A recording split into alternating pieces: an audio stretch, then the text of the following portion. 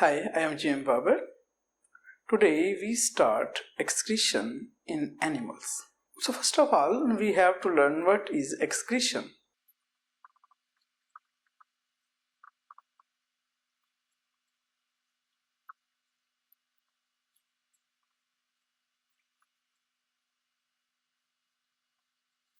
So my dear students, excretion is the mechanism of removal of metabolic waste, especially nitrogenous metabolic waste like ammonia, urea, uric acid. In previous articles, I requested, मैंने पिछले articles में भी आपसे दरख्वास्त की थी कि हमने मिक्स नहीं करना, डाइजेस्टिव सिस्टम को हमने कतन मिक्स नहीं करना एक्सक्रीटरी सिस्टम के साथ। डाइजेस्टिव सिस्टम में हमने देखा कि डाइजेशन होती है विच इज ए कीमोमैकेनिकल प्रोसेस, एक ऐसा प्रोसेस जिसमें केमिकल और मैकेनिकल प्रोसेसेस इन्वॉल्व हैं। वो दरअसल डाइजेशन है, वो इंटायरली डिफरेंट प्रोसेस है।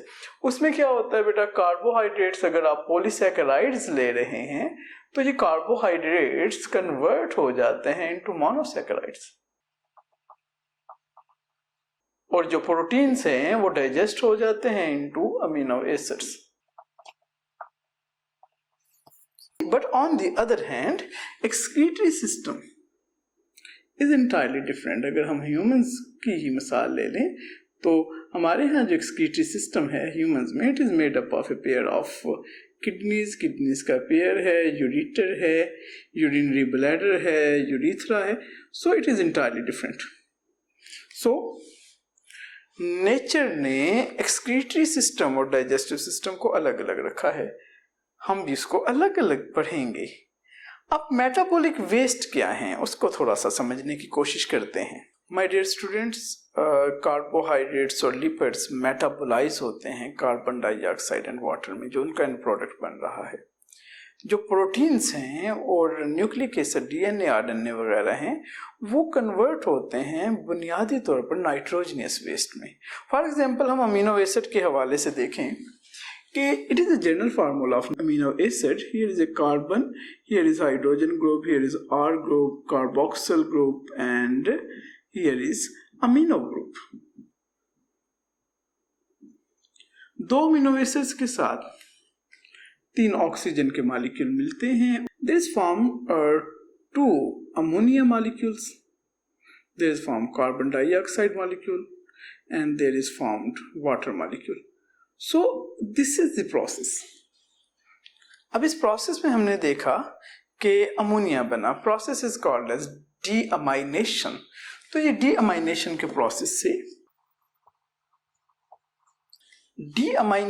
प्रोसेस से सेल के अंदर अमोनिया बना है। अब हम इसको थोड़ा सा आगे लेकर चलते हैं।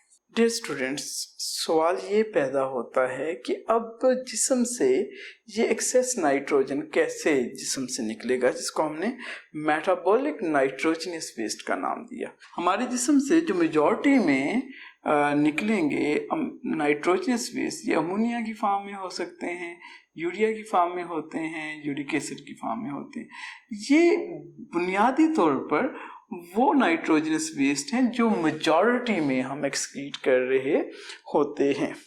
अब ये तो हो गए मेजॉरिटी में। मिनॉरिटी में जो हमारे पास, या लीस्ट अमाउंट में जो हमारे पास नाइट्रोजनस वेस्ट हैं,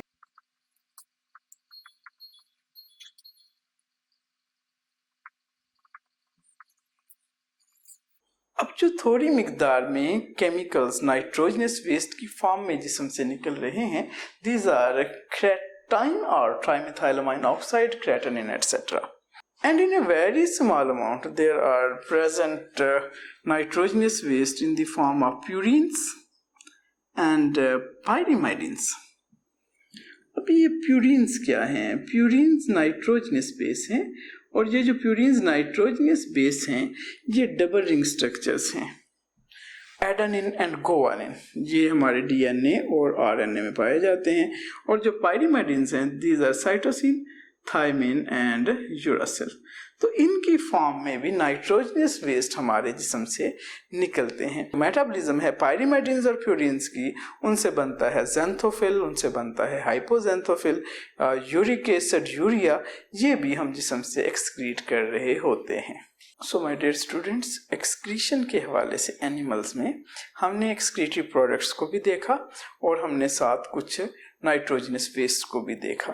अब हम मजीद आगे लेकर चलेंगे बात को कि कौन से जानवर, कौन से एनिमल्स कौन सा नाइट्रोजनस वेस्ट जिस्म से खारिज करते हैं। अगर हम कैटेगराइज करें तो 3 तरह के एनिमल्स हमारे सामने आते हैं on the basis of major nitrogenous waste. जो पहले एनिमल्स हैं वो हैं ammonotelic,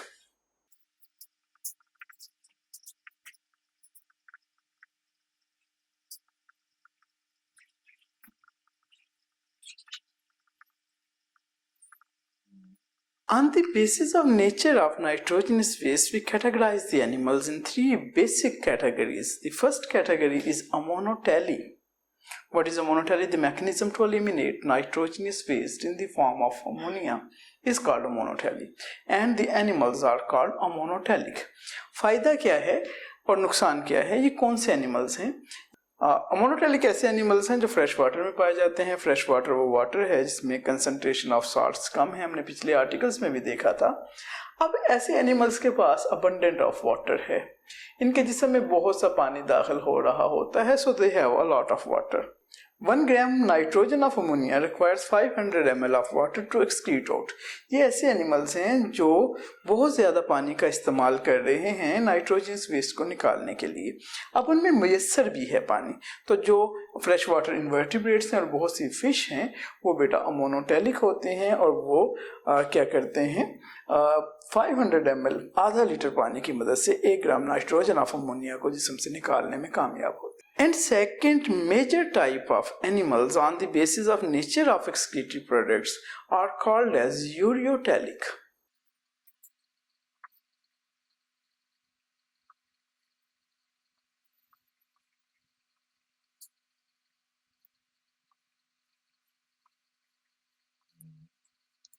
So my dear students, ureotely, the mechanism to remove urea from the body is called ureotely, and animals are called as ureotelic. For example, we ourselves, humans are also ureotelic. हमारे जिस्म में ammonia बनता है by the process of deamination. अब ammonia को जिस्म से निकालने के लिए 500 ml वाटर मौजूद था। हमारे पास इतना ज़्यादा पानी मैसर नहीं है, तो फिर कैसे हम अमोनिया को यूरिया में तब्दील करते हैं?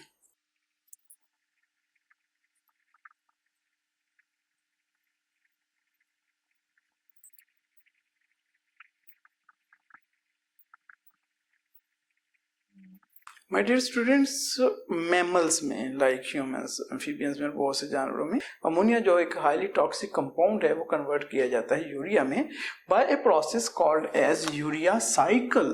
इसको यूरिया साइकिल के अलावा हम ऑर्निथीन साइकिल भी कहते हैं। ऑर्निथीन एक जो है इसका प्रिकर्सर है। ऑर्निथीन के साथ अमोनिया और एक कार्बन डाइऑक्साइड मिलता है, सिट्रोलाइन बनता है, कार्बन डाइऑक्साइड एक और दाखिल होता है, आर्जिनिन और सक्सिनेट बनता है जो आर्जिनिन में कन्वर्ट होता है। एक बहुत इंपॉर्टेंट एंजाइम है आर्जिनेज, उसकी मदद से ये यूरिया बनाता है और बकाया दोबारा से ऑर्निथीन बन जाता है। यूरिया साइकिल की वजह से मैमल्स में यूरिया बनता है। कुछ लोगों को मिसकंसेप्शन है कि यूरिया हमारी किडनी में बनता है। यूरिया कतन किडनीज में नहीं बनता, ये गुर्दों में नहीं बनता, it always form into the liver.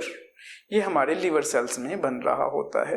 अब 1 gram of nitrogen of urea को जिस्म से निकालने के लिए हमें सिर्फ और सिर्फ 50 ml वाटर चाहिए।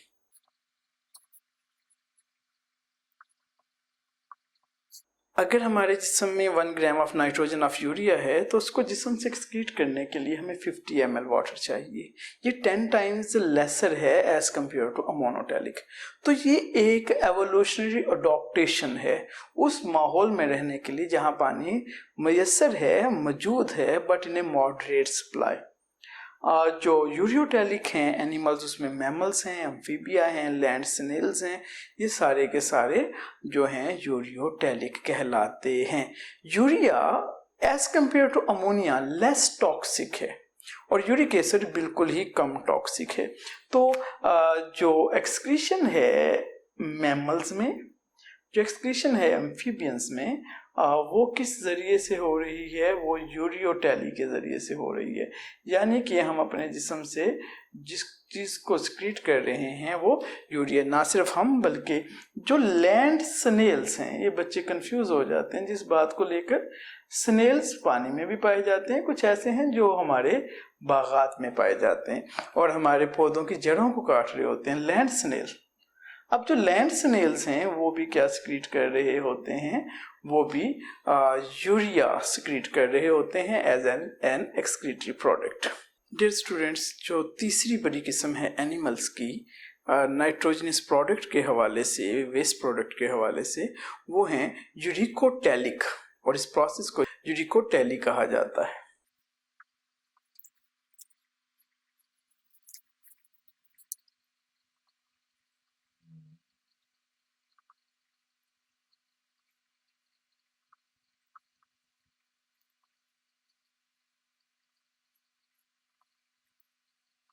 लास्ट जो है नाइट्रोजनस वेस्ट की बुनियाद पर जो एक्सक्रीटरी प्रोडक्ट है और वो जो एनिमल्स हैं उनको हम यूरियोटैली कहते हैं। The mechanism to remove uric acid as an excretory product is called uriotally and such animals are called as uricotellic. My dear students, ये वो animals हैं which have very restricted supply of water like lizards.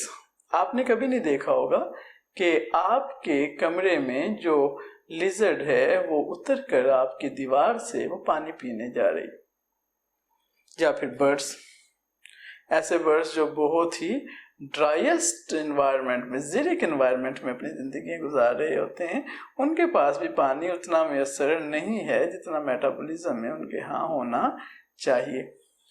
तो ये वो animals हैं जो uric acid produce करते हैं।